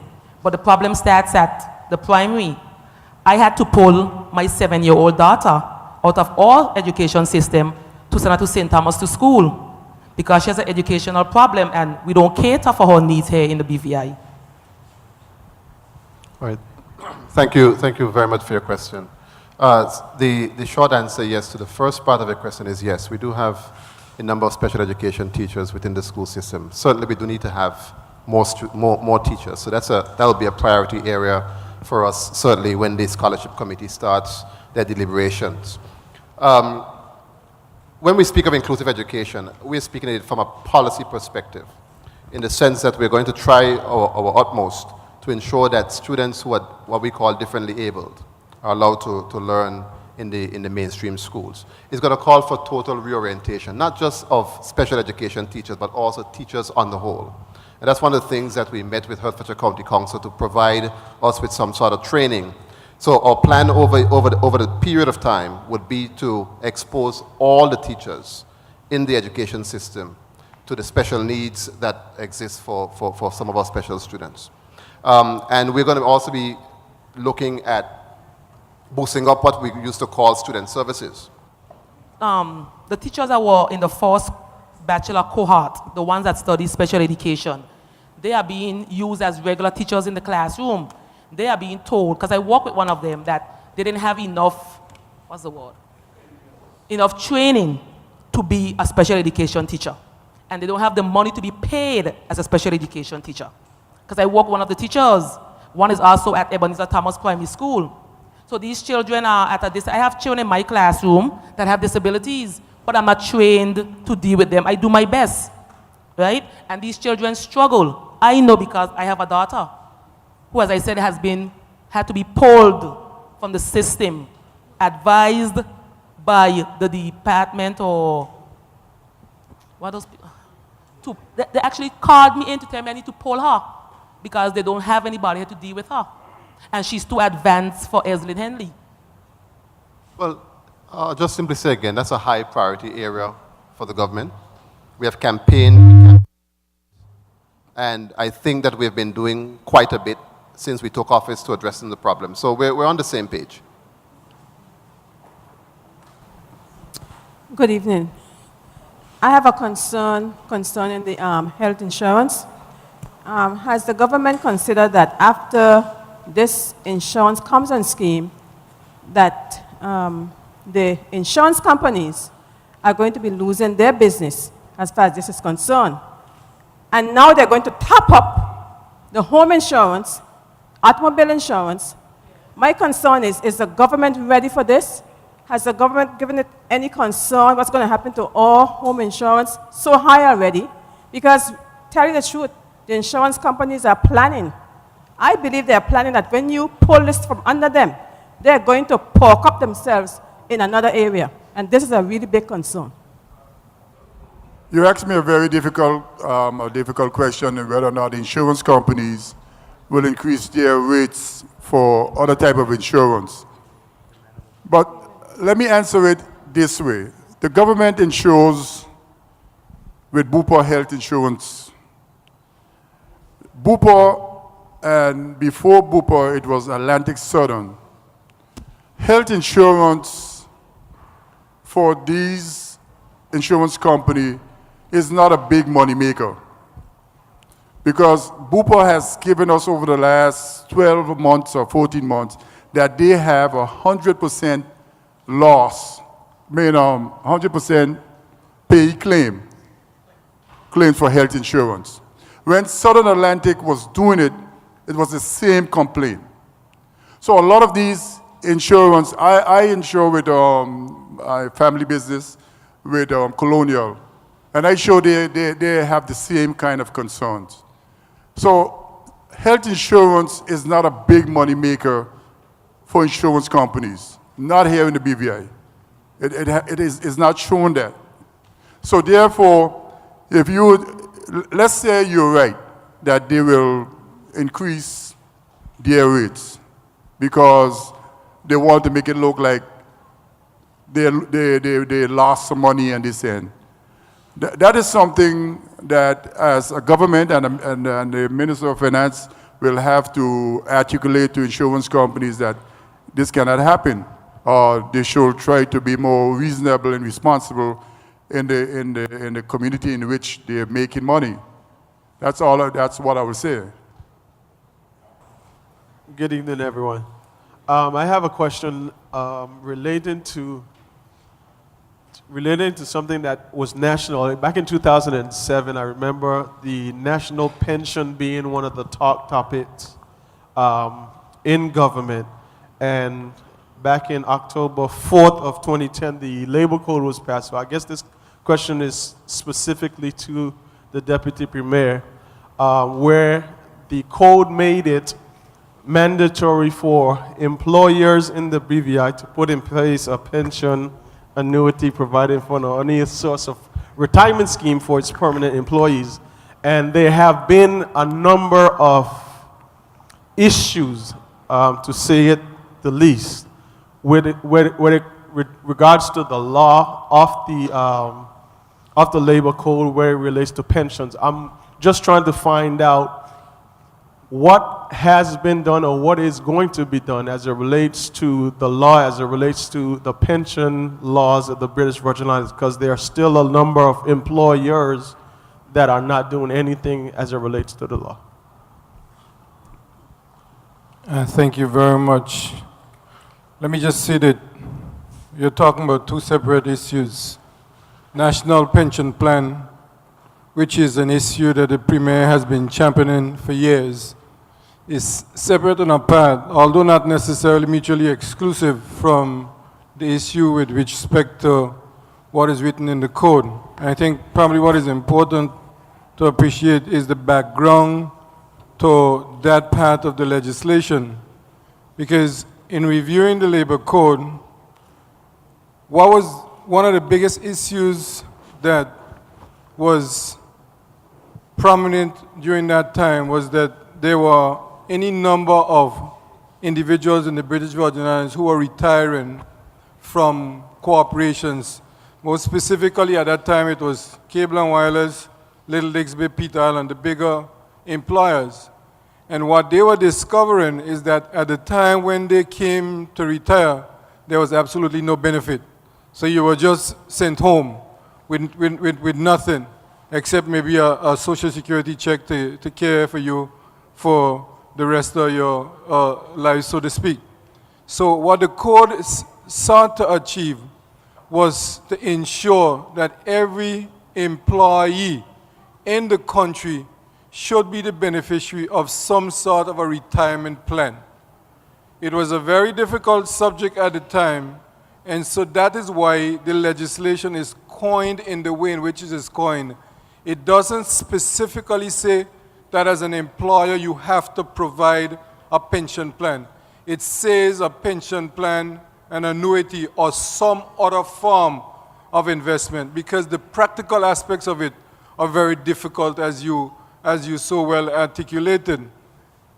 The second part of that is that the regulations for the labor code, which is important to ensure that the law functions, have not been completed. And we're working diligently.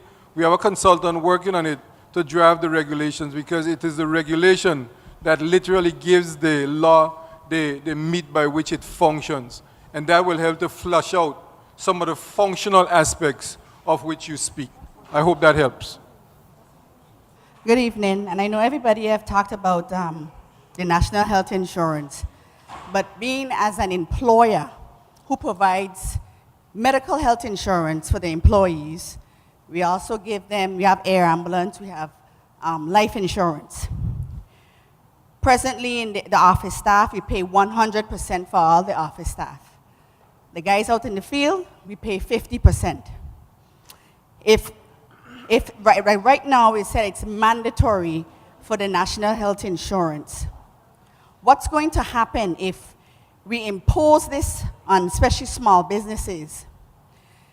The employers are going to actually drop the insurance, and then the employees would have to take the national health insurance.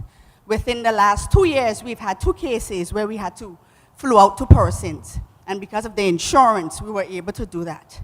I would like to suggest that instead of making it mandatory for all the citizens of the BVI, the persons who have insurance, if they opt to keep the insurance, they can do that. The persons who don't have insurance, then it should be mandatory on those persons to have this national health insurance.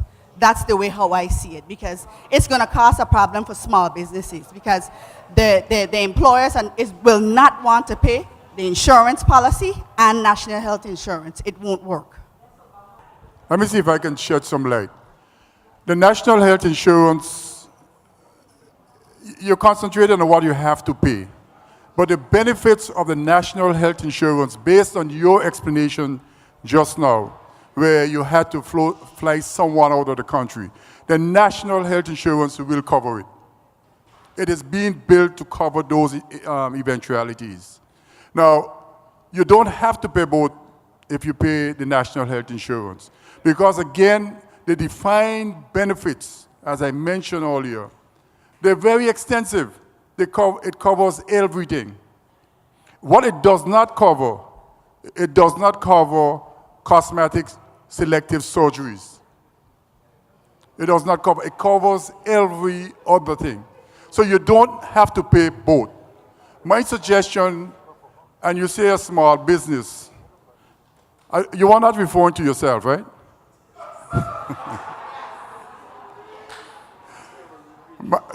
My suggestion is that you need to, the same 50% that you're paying for your employees, you can put that into the national health insurance. And if you want to give your employees in the office, you give them a 3.5% raise to pay to the national health insurance, and you pay the other 3.75%. So I really don't see a problem, but the defined level of benefit, in my mind, is what we as a people need to start concentrating on to make sure that we're being properly covered. We have people out of this country now in Puerto Rico and some other place, and there's one going to Barbados. You know, the couple in Puerto Rico we have a bill about over $300-something thousand. And this is one person, and we continue to pay hundreds and hundreds of thousands of dollars individually for health care. You heard that we were around in Panama and the United States and all about looking for partners to partner with the Health Services Authority so that we can deliver the best care to our people. But it's not going to be free. We are going to make sure that we can give you the same level of care that you are accustomed to. And that's what the scheme is all about. Now, it is true that if you're doing something, if you're planning something, you need to give some timeline. To leave something in an open thing without a timeline is not right. So we put out August so that to engage the thinking of people to get their suggestion. But it's the government's decision. It's not just it's not Antoinette or the people on the scheme. We will determine, based on the satisfaction of what happens, whether we should implement it now, August, September, October, or next year. You know, off the top of my head, I turn to my colleagues and I say, it is better to implement the program in January. Why? Because you have more disposable income. So we as a government, we're not trying to bring undue hardship to anyone. We are trying to ensure that our people, all our people, even the less fortunate ones in our society, can get the level of care that you want, and you will get, and I want, and I will get. So we are making arrangements to make sure that happens. And if it's not August, if not September, it will be whenever the government says it will be. But we are doing the groundwork to make sure and to ensure that this happens. The young lady said it's Obamacare. Is Obamacare a bad thing? I would turn to you and say, no. I took my mother to do thyroid surgery. And the doctor gave me a prescription and told me go to the pharmacist to buy 5 tablets. Over $800 and something I had to pay. Suppose I could not have afforded it. But so let us look, not at ourselves in our own selfish ways, but let us look at how we can help all of us in the BVI to get decent health care. That's all I ask. the Honorable Minister talked about the water situation and how we're going to bring about things. But the thing is that letters have been sent to this administration and the previous administration for a number of years. We've been requesting water in Upper Ballis Bay. And well, you don't have any down and lower, you don't have any belt. The other they're saying Lower Ballis Bay, but we really need to get some water up there. And because it's dry now, dry weather is coming on, and we'd like to know what the status is of concerning those letters with that. I appreciate that. And I don't want to be misleading to anyone on this matter, because water, as I've come to the ministry, has become a major problem that we've met there, and we want to address it. So the number of areas, in fact, we want to get the entire country. I think one of the things we put in our objective recently that we've been working on the water thing, we want to get at least even 100%, but we're working towards at least 95% of residents of the territory to be hooked up to water. There are various areas that we're working on. I know of the requests that we're looking at down in your area, and the Water and Sewage Department is working on selected projects in areas like that. I know there's a project going on, and there's working on in Bruce Bay, one for your area, and so on. The most important thing now that we are working on, and this is my pet peeve about the whole matter, we are trying to improve the production of water to a higher level. Because even those who are on the water system now are having difficulty getting water. I have to be very honest. So we are working very hard at getting that, and certainly we're looking at the Ballis Bay area in this regard, because I know it's a subject in the ministry for discussion, and we're going to try to work towards that. So it is not out of our purview, but it's something that we're working on very hard to get water in all of the areas, including Ballis Bay. Good evening. It seems like as the BVI grows, we continue to face some of the same challenges that more developed countries face. I know that healthcare is not only a problem in the BVI. The question I had was, in your studies, how many countries have you seen have used this national insurance or a type of national insurance to solve their problems? I know the United States recently did it with Obamacare. The second question was, on my way to Prospect Reef the other day, I passed by the craft market while one of the cruise ships were in. And I saw 4 policemen surrounding, I think we call him Eggy. And he had a knife with quite a long blade in his hand. And they seemed to were trying to get it from him. There are quite a number of tourists around. The question I had was, is anything going to be done with, I don't know whether you call them mentally challenged or persons who are on drugs or some want of a better word, on drugs in the territory? We're having some difficulties with those. Thanks. There is St. Vincent that has a national health insurance system that is in place. Bermuda, we are trying to fashion DEDMAC, and one of the best electronic that you don't have to duplicate a lot of tests is Taiwan. We have just implemented a health information system.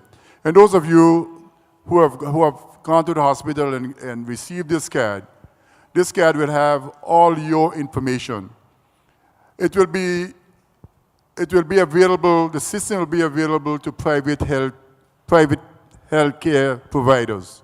So when you go to the doctor and you did some tests at the hospital or you did some tests at the doctor's clinic, any doctor taking your card and push it in the machine can see your results and see what he needs to do extra, instead of doing the whole thing and making the healthcare system very expensive. The duplication of some of these things making the healthcare system very expensive. But we cannot get our health system to the point we need to get at if we don't bring it to the levels of international standards. And all of this, while we speak, we are trying to make happen. Now, Eggy Eggy and others like Eggy is a concern to me as Minister of Health and to all of us who are in the healthcare sector of this country. We wanted to turn, we're building the new Adina Donovan's home, which is a complex at Spooners. It was our intention to turn the existing facility into a psychiatric facility, and it still is the plan, so that the patients there can get the access to decent health care from the hospital. So we're still hoping to do this. But we are living in some difficult times where money is becoming difficult, and our systems, or economic systems that we have, are constantly under threat. So we have to be prudent and careful in how we go about doing some of these things. But we are hoping, and it's our plan, that before our term is up, the old Adina Donovan's home will be turned into a psychiatric hospital for people who are mentally challenged that needs a place like that to recuperate. I must applaud you first for the initiative. I think it is a good idea once it's executed properly, and I think that's the fear of most people, because the health service that we have right now, we can't say it's top-notch. But we do appreciate the whole HEMA, joining with HEMA and everything like that. My concern also is my sister is away in school, and the national health care you proposed will be covering her as a full-time student away. But certain schools have mandatory insurance policies that needs to be met. I'm wondering if all of that would be covered, because I know she has to be covered to a certain amount. Is all of that being considered, or else we would have to provide additional insurance for her? And also, I was not aware of it until tonight, but a lady spoke about something in the Beacon saying we start paying into it, let's say August, but cannot make claims on it until about November. So my question is, between that lapse, what are we supposed to do in terms of health care and paying for our health care? Would we have to continue paying the private insurers until national health care actually comes about? And where are we supposed to find those funds to pay both insurance? And one more thing, I was reading up the book that was given out at National Health Insurance, and it said spouses that are working have to pay for those that aren't working. I'm not sure how that's calculated, and I'm not sure about a part that says rent. You'll have to pay on the rent that you get from your tenants. I'd just like that to be cleared up. National health insurance has nothing to do with rent from the tenants. Like I said, we send the system out to get your concerns. And I heard it from the lady here and you that there is a concern with people at school in the United States. And I don't know the answer, so to speak, but I will address it at some point, that those people will be covered. I know that the system was built to cover all legal residents and all our students that we send away to the various schools. You said there's a minimum requirement at schools. We will have to understand what those are, okay? But one of the big points that we are missing in the national health insurance is when you're fired from your job,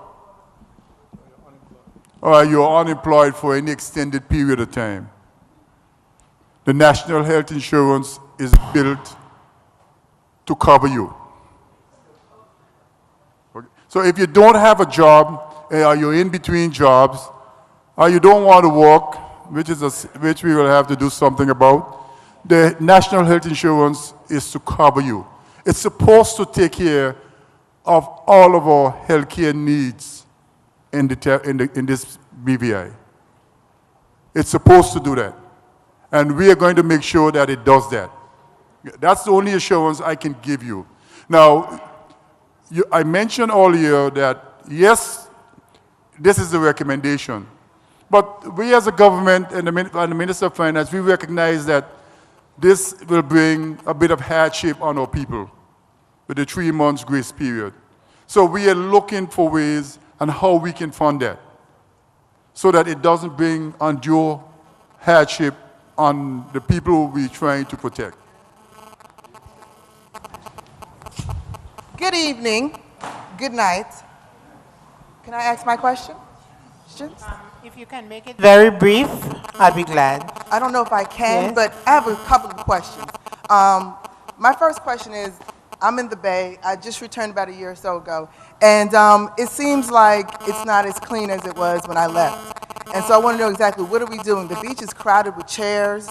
I think it's despicable. People come and they're rushing at you, $5 for a chair. The sand is dirty, the water is dirty, the yachts come in too far.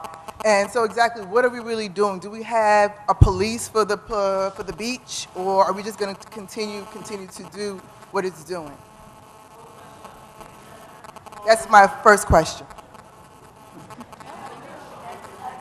Okay, my next question about it is the healthcare. And once again, since I'm returning, I want to make sure that, first of all, that the healthcare is going to be confidential. I don't believe here on this island that we have that trust. 2, do we have competent physicians for all manners of disease, for prevention, etc.? Okay. Do I need to repeat any of the questions that I said? The last question was competency. And do we have enough physicians trained, licensed, medical doctors, nurses, nurse practitioners, audiologists, the list goes on to oncologists? Do we have all those people here on this island? So God forbid I have a heart attack in the middle of the night, no one has to fly me off. We have those people that will come who are here. And my last question, I leave the Bay every day to go into town to work, and right there, I don't know what it's called, right there, there's a pothole that's been like that for about a year and a half. Are we going to pave that, repave it? You asked about the beach, and in my opening remarks, I made specific reference to the beach policy that we're developing, a beach policy that is specifically geared towards the management of all the beaches in the territory, but also that would help to correct some of the ills of the beach at King Garden Bay. The healthcare system, whether all the various disciplines are here. No, they're not here. But we have a fair amount between the public and the private sector. The National Health Insurance is looking at the whole healthcare providers in the territory. Dentists, ophthalmologists, cardiologists, everybody is included in the system. You were not here earlier. We mentioned that we made an arrangement with HEMO. Yes. And it is going to be one of those arrangements where they come to BVI to hold specialist clinics in BVI instead of all our people having to go to Puerto Rico on a monthly or weekly basis. They will be coming here. If there is an accident, if there is a stroke victim here in BVI and they rush to the hospital, the next stage of this development is telemedicine, where the doctors at our hospital will have a crash cart, all the vital signs and whatever is put into this crash cart. The doctor on the other end in HEMA in Puerto Rico will analyze it, and he might make the decision that it's better for the doctor to come here than to fly the patient out of here. So we're making all of these arrangements to make sure and to ensure that our people get the best health care possible. Confidentiality, I was given the assurances from those people who work at the hospital, my chairman, Bishop John Klein. He has given me the assurances that confidentiality is one of his most important priority for the system. Yeah, there's an important question of a pothole you told me, going up that way. I'm not sure specifically which one you mean, but I believe I got 3 of our engineers here. I'm going to ask them from Public Works to look at it with you, or look at it tomorrow very urgently if it's there, and deal with it. But I'm not aware of it, but I believe you. And in front of who? In front of Mr. Manny. So we look at it very urgently tomorrow, for sure. The 3 of them are here, so I want them to look at it. Yeah, thank you. Ladies and gentlemen, this is a very lively discussion, and I heard someone say on the side on my left that we are going to have to need a second meeting. So Premier will consider that, and we will let you know.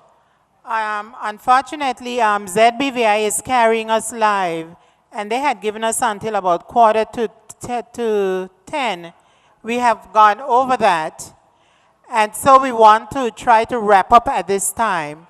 And the last person to speak tonight will be the Honorable Premier. He's going to sum up and speak with you. I just want to remind you while I'm standing that we have these comment cards. We want you to fill them out and drop them in the boxes on the east and west atrium so we can address your concerns. Thank you very much. I'd like to thank all of you very much for coming to this meeting this evening. I want to re-emphasize that what we came to do is, apart from presenting some ideas to you, is to listen very carefully to all that you have to say. Because as a government, we are concerned that we understand the wishes and the desires of the people in the territory so that we can fulfill those wishes and desires and do the best job as possible. One of the issues that we heard discussed tonight was the matter of roads. And that is an issue which, as my good friend pointed out, has been there for quite a long time. And we do have a plan, and the minister is working very hard towards looking at all the roads in the territory so that both ourselves and visitors will be able to enjoy better transportation. The Minister of Education, of course, pointed out what we are doing in education as far as educating our children, and he's doing a very important job. One of the things that we have been missing in our system here in the BVI is artisans, and the education program which the minister put in place will help to address that problem. Minister of Natural Resources pointed out quite clearly that the environment is important to existence, to tourism, and everything else that we do. And the Minister of Education, the Minister of Health, had quite a live discourse about national health insurance. I want to assure you that we have presented you an idea. We are listening to your feedback. We've heard many concerns, the concerns about the cost, the concerns of a second health insurance, and the other concerns. We will take them on board, have further discussion with the consultants, so we can come back with something that is good for the people of this country. And finally, on the matter of the economy, I spoke to you earlier about it. We will continue doing our best to improve the economy of this country because we know what is going on in the rest of the world with recession. We know the challenges that we face, particularly from our financial services. So we are aware that we have to do our best to broaden the base of the economy, and we are doing just that.